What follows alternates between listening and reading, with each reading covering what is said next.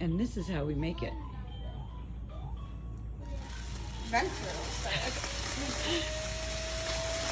Again, numbers at 5 and 9.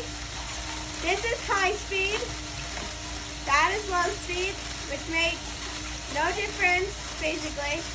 And then when you want it to stop, you press stop.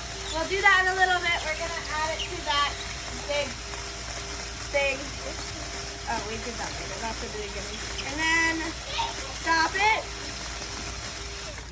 And then at the seam, which is usually if you're lucky, you can get it to be right there.